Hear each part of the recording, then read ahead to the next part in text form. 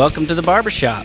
I'm your host, Matt Horner, and I'm with the guy who's here almost every show, Tim, but he's the sound guy, and he's our silent partner behind the scenes. So y'all get to meet Tim. How you doing, Tim? I'm doing great today, Matt. How are you? Doing great. I just came back from a great Father's Day weekend, and I wanted to just talk about fatherhood. We do that a lot, it seems like, but it is such a big part of, we all have a father.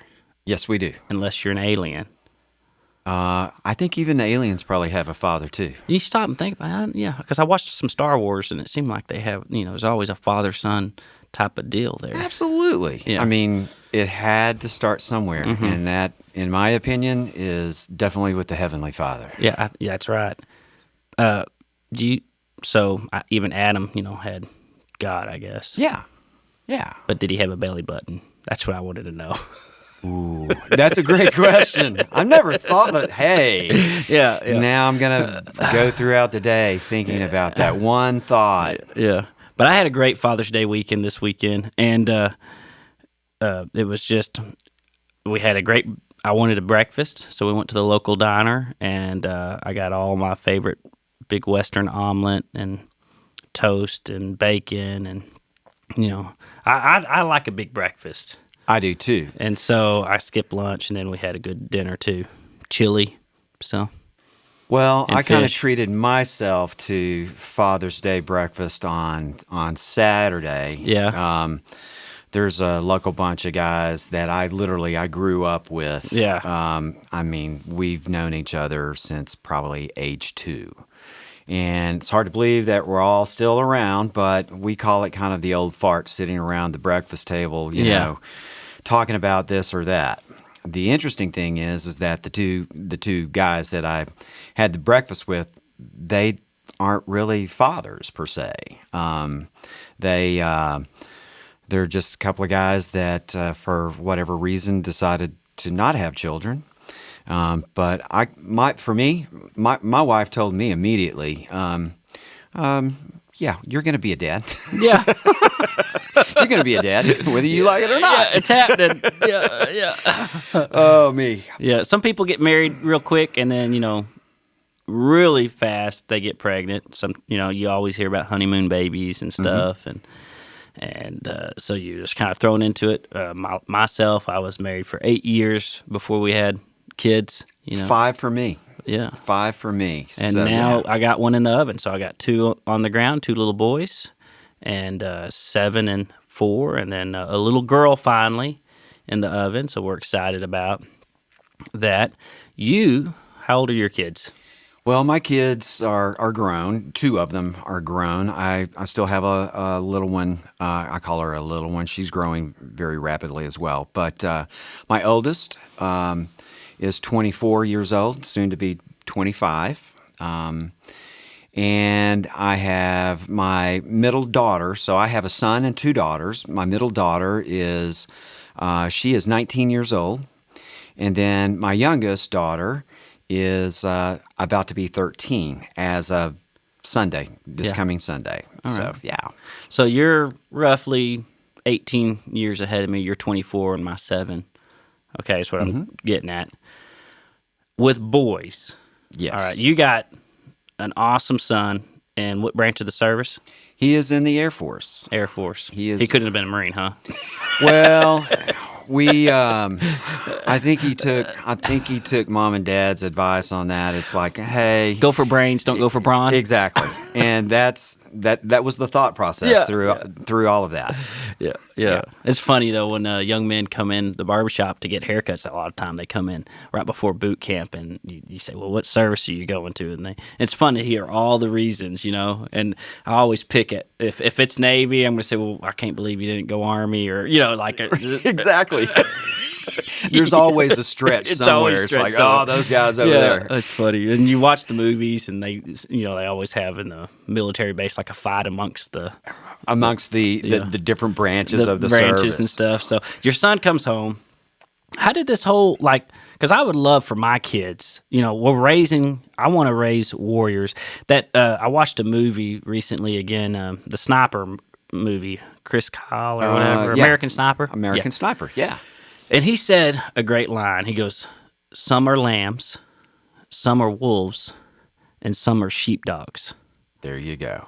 And he goes, we need sheepdogs protect the lambs from the wolves. And I'm Exactly thinking right. that's what I want my boy to be. I want him to be a sheepdog. So I think you got a warrior now out here, and he's in the Air Force fixing planes. He's in a special group. I mean, what was it like for him to say, "Hey, Dad, I want to join the military"? I mean, was this a thing that he just brought home? I brought home a recruiter, and my mom just bawled. So, what was it like when he brought? It was a very humbling moment. It was also a very proud moment.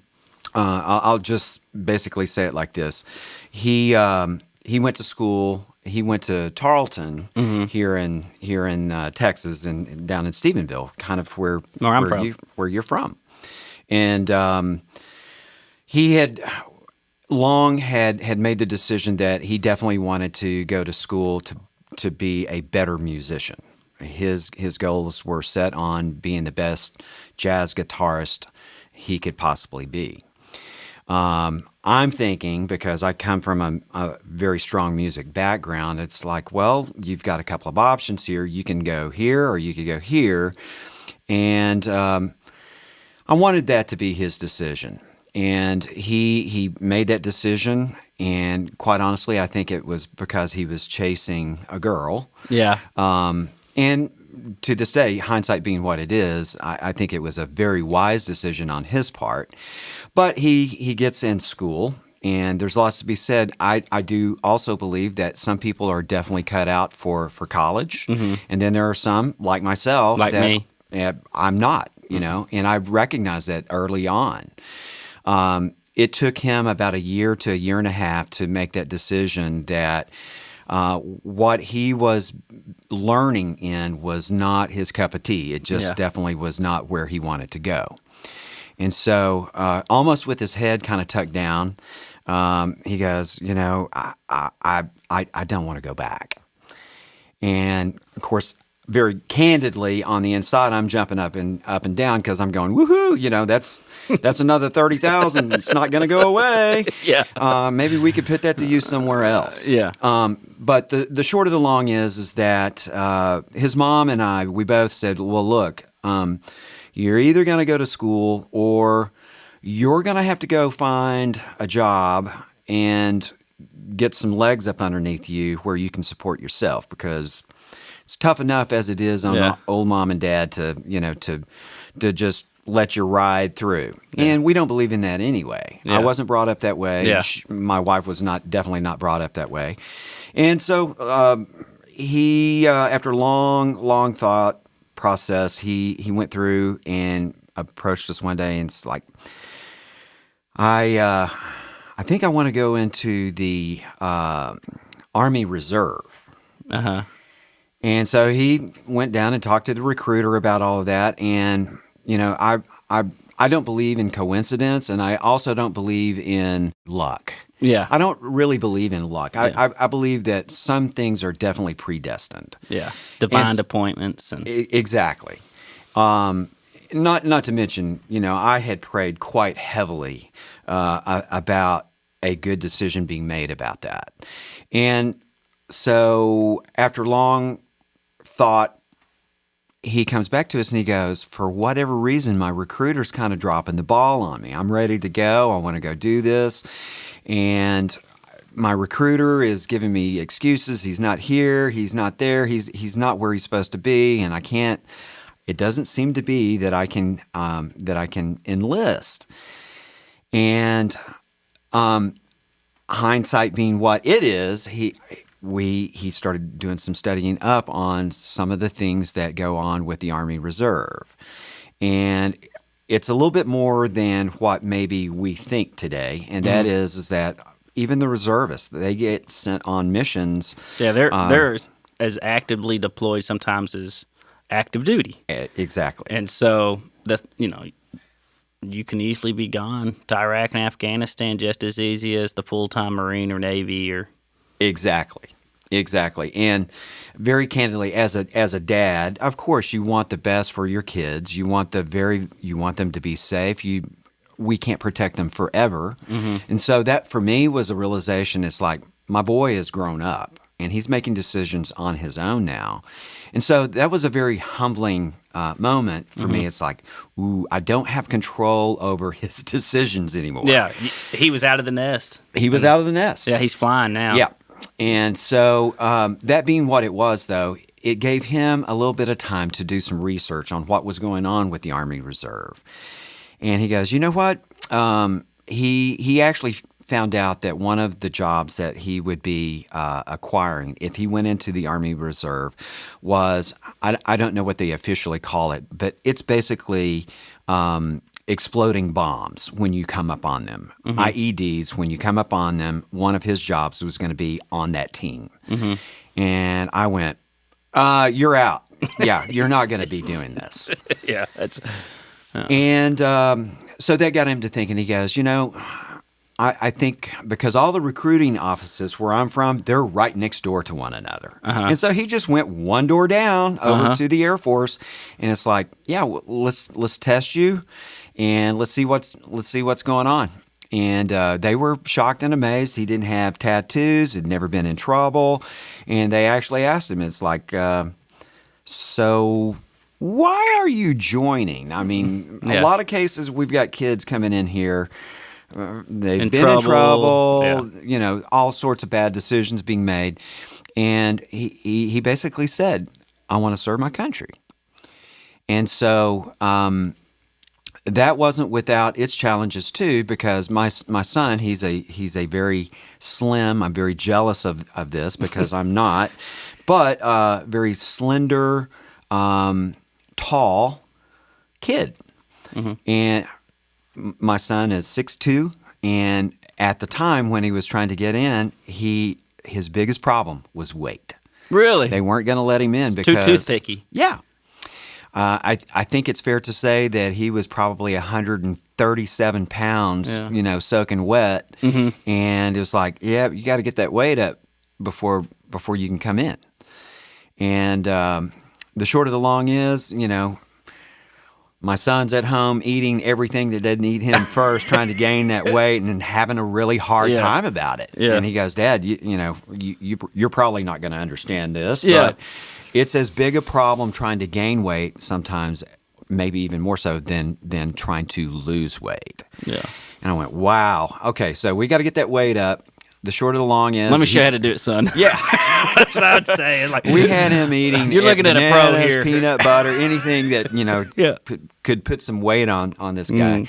And so, long story short, he winds up getting to that weight that he needed to be at.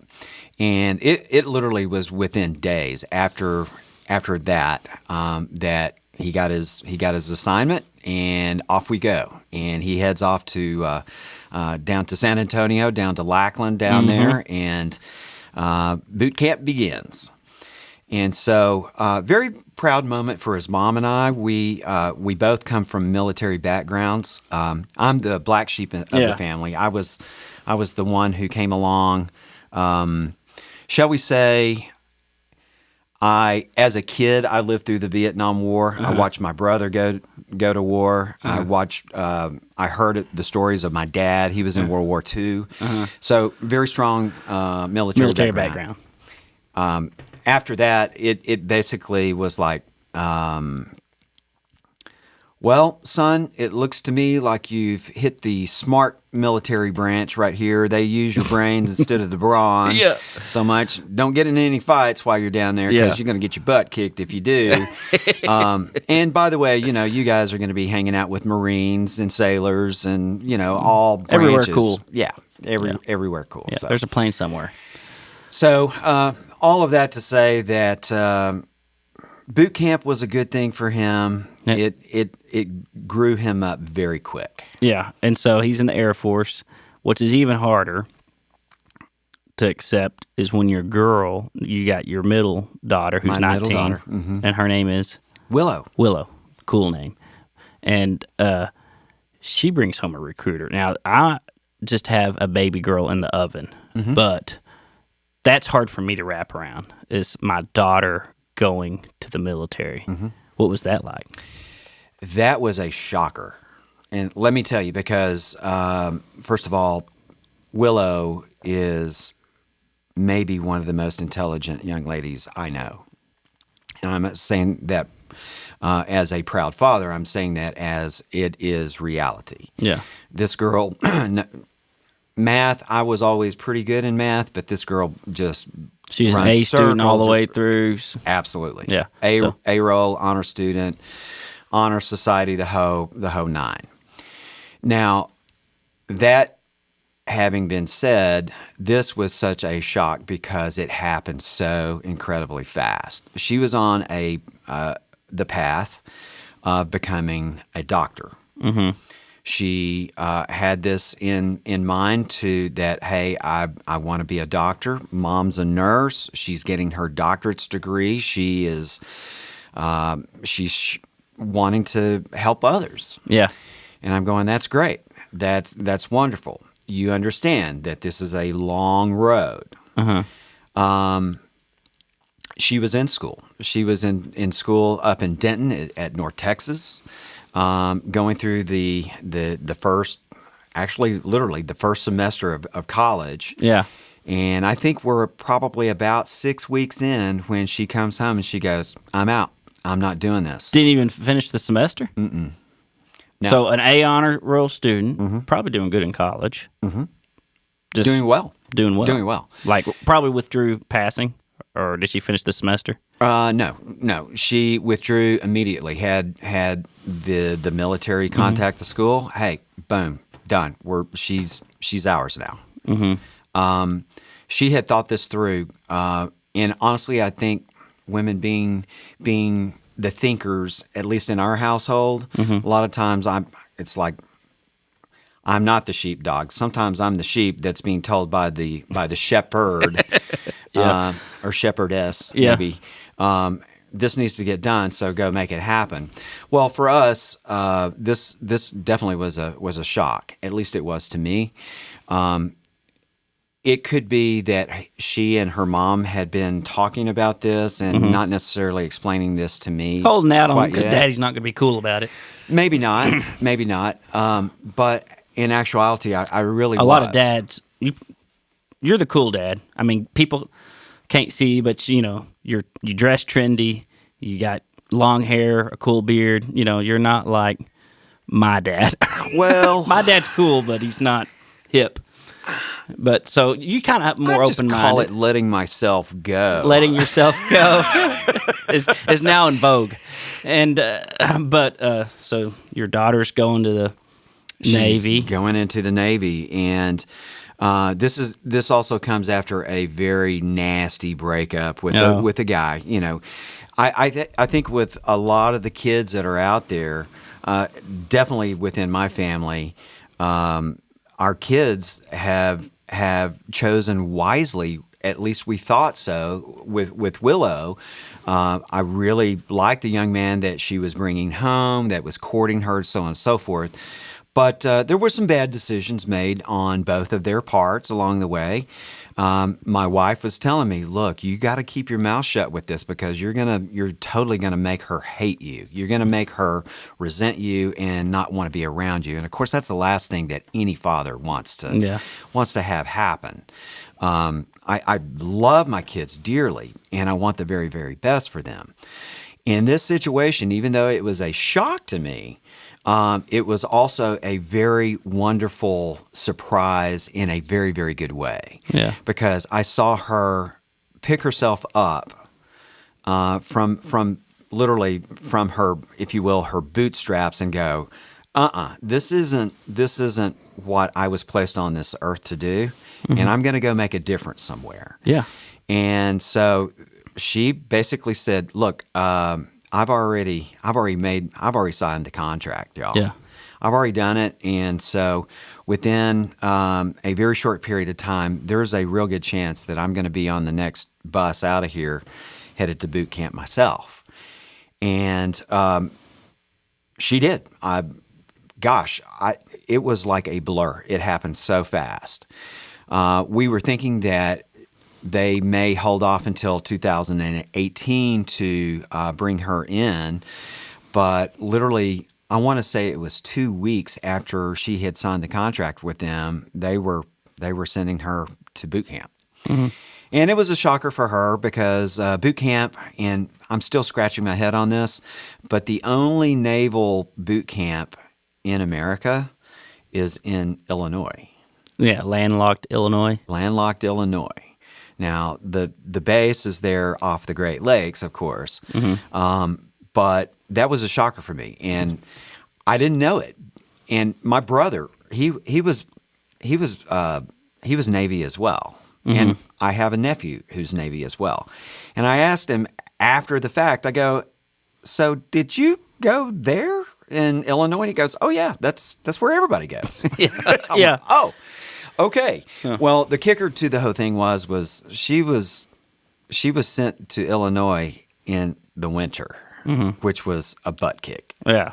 Great A total Lakes. So yeah. what do they do? Ice fish there. Yeah, and she experienced some of that, but it made her a stronger woman and prepared. That's her what the for military world. does. It takes, young people, put them in tough situations, makes them stronger, discipline, gives them, builds them up. And hey, I can get through this. I can get through boot camp in Illinois in the middle of winter. I So, can do anything. I can do anything. Gives the confidence. It does. That's why I think you always see employers saying, they try to hire military, ex-military or whatever, because they know that, hey, okay, they've had major responsibilities and overcome. So, but now she's 2 years in? No, she is not even. She is about 8 months in. 8 months in. So this is real recent. But we bring all this up because we come in the studio today, and I go, how? And you tell me a crazy story about your badass daughter, Navy daughter. Might be future Navy SEAL after this story. I think she's going to use her brains a little bit more than the brawn. But yeah. But somebody is wanting to pickpocket her, Yes. and then what happens? Well, to make it very clear, this was not on base. This was over the weekend, or maybe it was during an evening of a weekday. Her obligations had been fulfilled for the day. So she's out on town. She's out on the town with a male friend. And her mom also made it perfectly clear to me that he's just a friend. There's no romantic this or that. They're military buddies. Young man, probably 6'2", 6'3", pretty good build. They're out to dinner. They're just enjoying the evening. And, they're getting ready to go back to the base.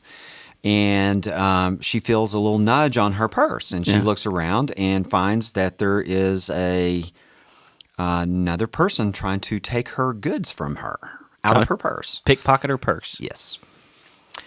And very proud moment for this dad, anyway. I bet, though. I'm proud for you. I mean, I'm just smiling when I hear stuff like that. It's like, when I was told what had happened, it was like, oh, yes. This is so freaking cool. Yeah. So my daughter feels the nudge or the tug on her purse and reaches around and grabs the hand that is inside the purse. Literally was pulling the little wallet out of her purse. Yeah. Grabs the hand. Turns out that it's another female, and this. Well, like I said, it's out in the world. It's out in society. It's not on base. Yeah. Proceeded to take this person and just take her to the ground and thrashed on her for a good few moments. Yeah. And while the 6'2" buddy of hers called the police. The police show up and is like, okay, so what's going on here? And it's, why is this person so bloody over here? Yeah. It's like, my daughter in all of her wisdom said, well, she was trying to pickpocket me, and I scratched her.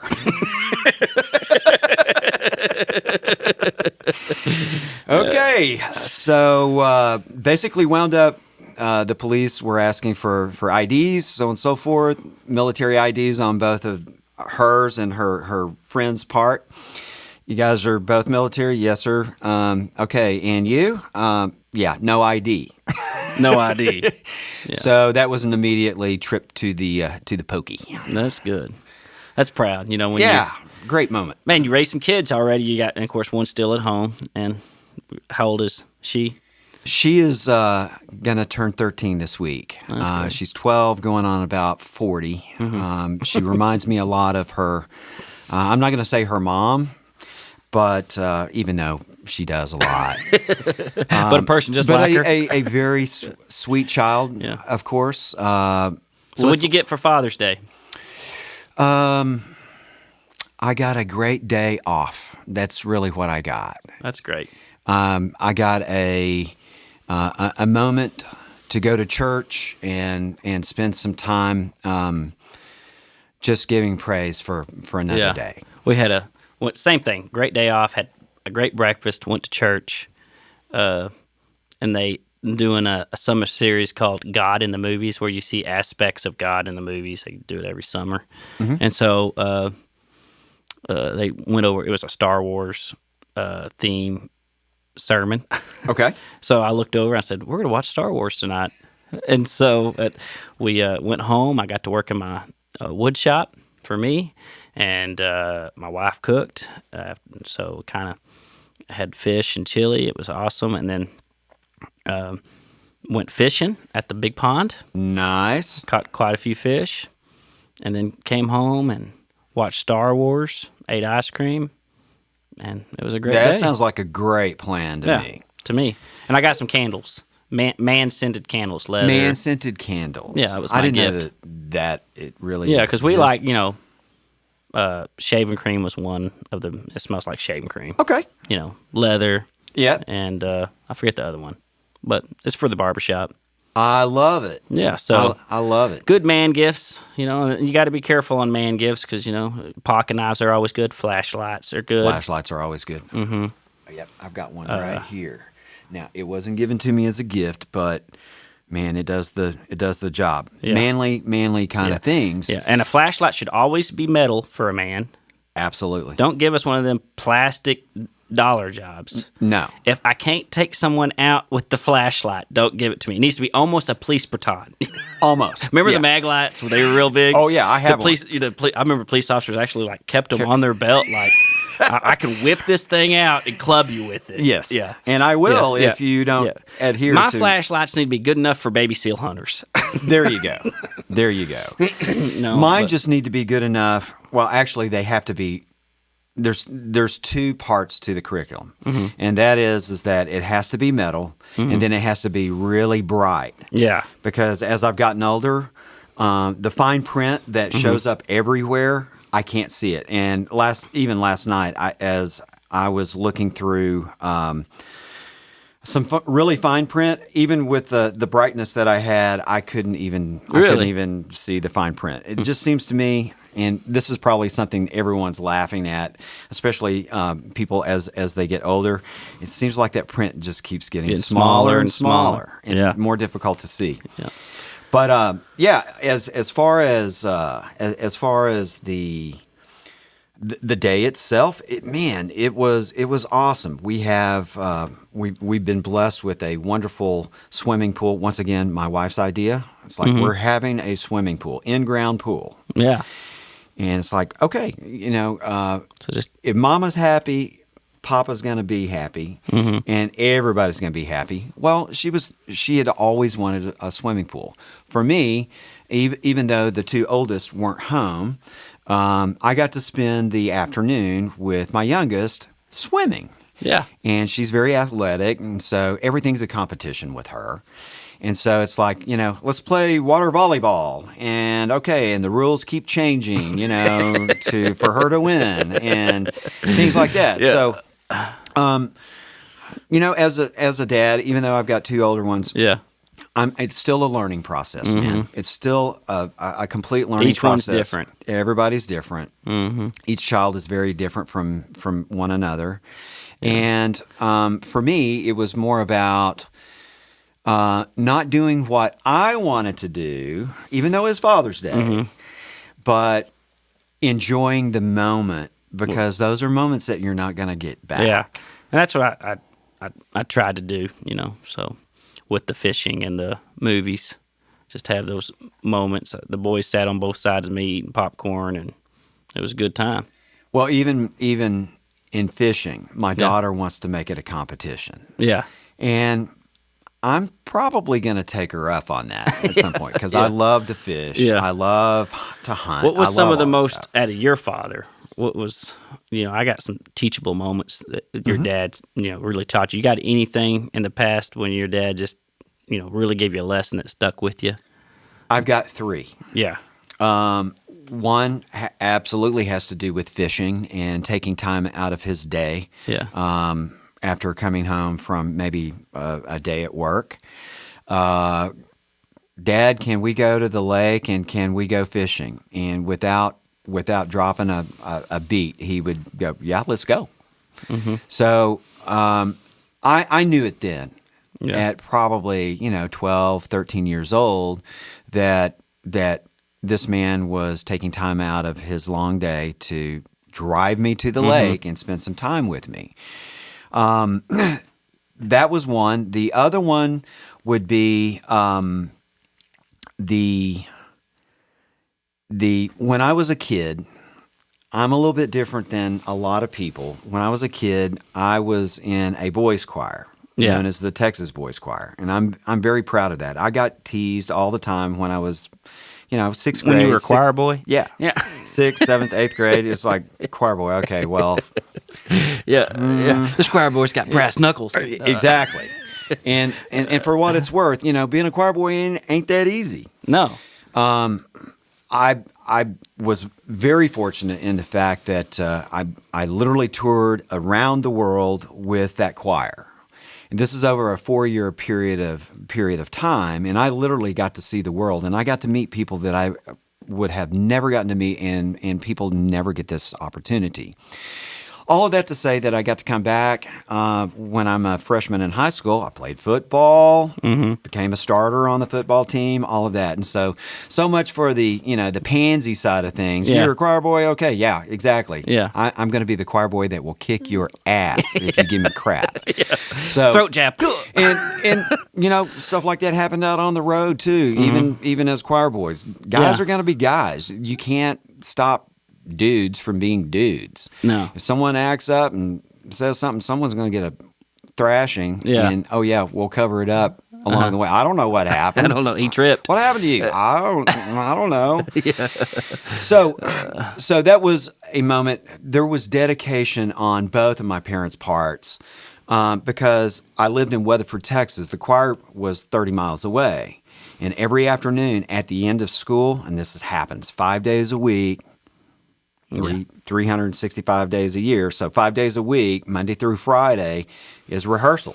Yeah. And so the dedication that it took for my parents, Yeah. both my dad and my mom, to go, we'll pick you up from school and we're driving your hind end over there and we will wait for you for 2 hours to finish rehearsal and then we'll go home and we'll get on with our day. So that's number 2.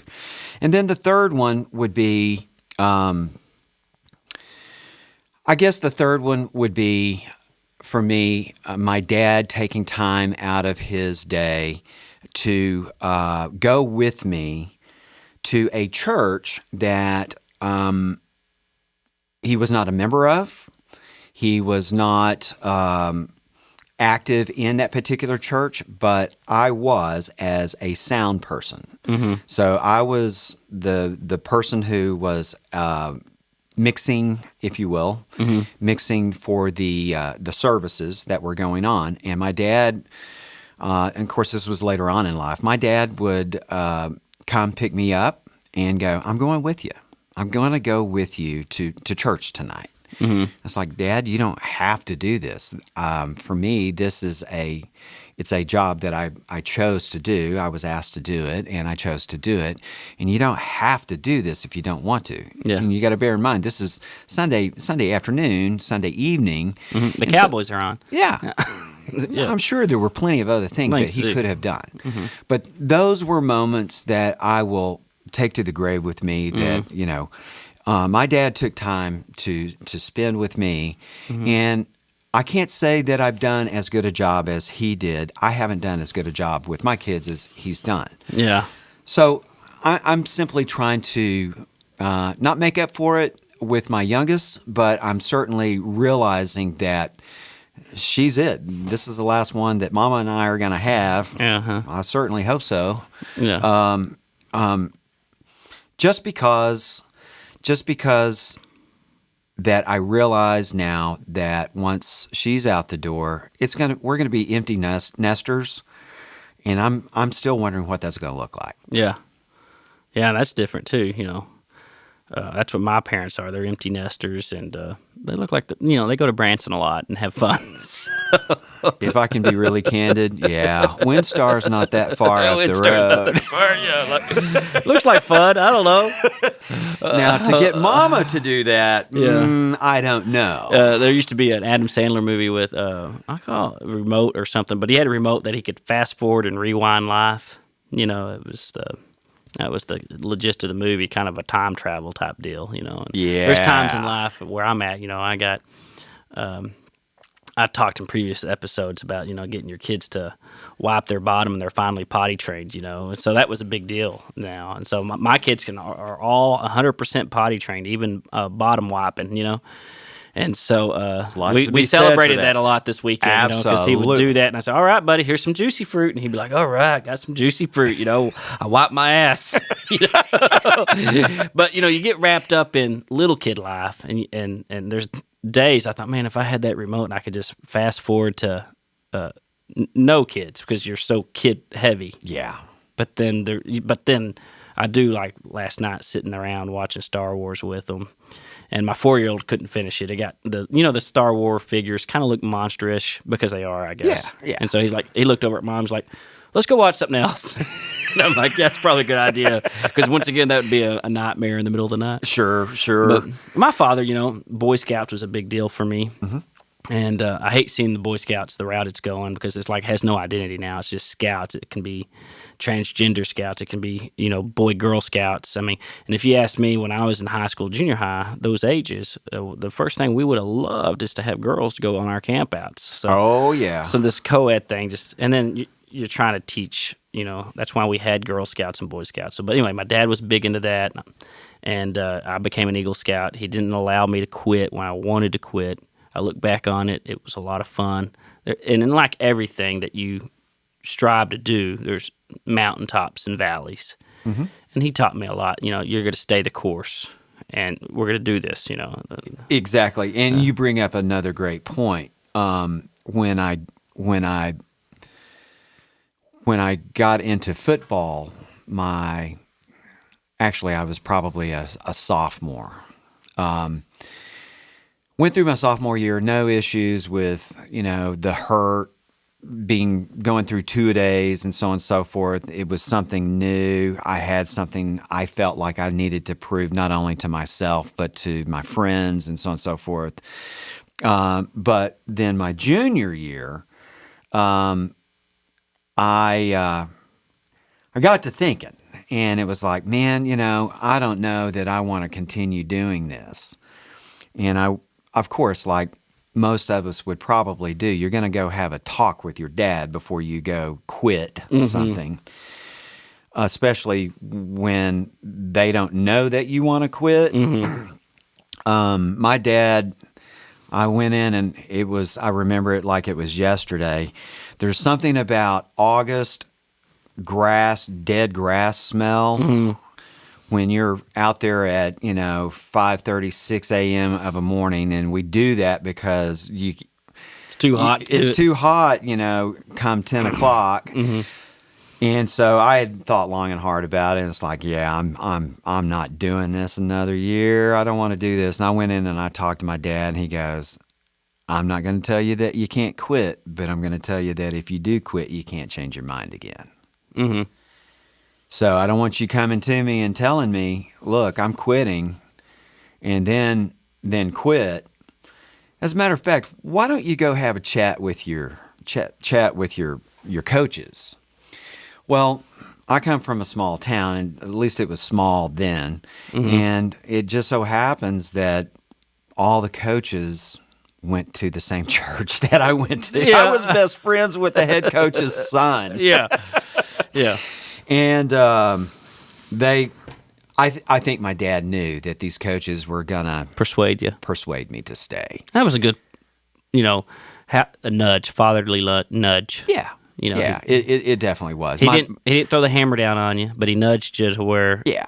it influenced you. Hindsight being what it is, I think back on that, and that's exactly what it was. It was basically a little bit of some tough love, maybe. Yeah. But it definitely was. I'm not going to be the one to tell you that you can't quit, but I will tell you that if you're going to start something, follow through. Follow through. Not everything works out. Yeah. There's going to be some rocky road along the way, probably. Yeah. But that's going to build that character that you Yeah. need to have built in you to be successful in life, whatever that might look like. And so, I never made it to Boy Scouts, but I definitely was a Cub Scout, and man, I loved it. Because it was all young men Having fun. learning how to build stuff. Yeah, make build things. stuff, make fires, and, Boy Scouts were the first preppers. Yeah, exactly. First in, first out. Yeah. First, last out. But fathering is kind of the most rewarding, least profitable, most benefit to society job. I think so. When you think about kids that don't grow up with a parent, whether a mother or father, and you got to have both, the success rates of that is very difficult. They always say, well, kids that come from one parent families do worse and whatever. And they always lay out the statistics of, but we were blessed to have fathers.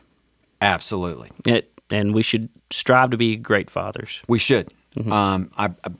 I'm not probably the most in tune with social media and stuff like that, but like so many of my colleagues that I work with, we use social media to let people know where we are and what's going on. It's not I never intend for my posts to be, look at me, look at what I'm doing. Yeah. I'm definitely not one of those that look at what I've had to eat for the day. Yeah. I'm not one of those, but I love being able to keep in touch with my colleagues that are in various parts of the world doing what they do in sound and in recording or live sound or whatever.